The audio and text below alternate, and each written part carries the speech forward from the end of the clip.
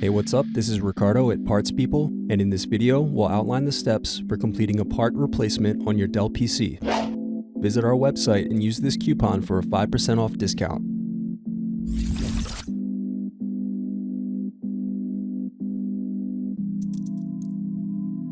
Unscrew and remove bottom base.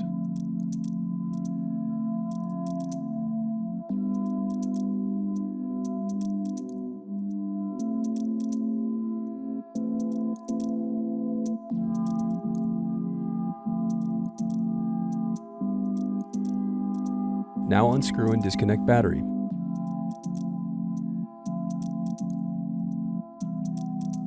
Next, unscrew and disconnect cooling fan.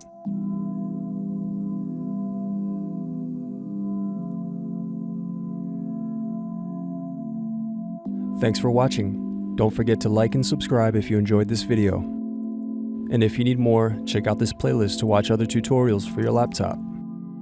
You can also click here to find parts for your laptop at partspeople.com.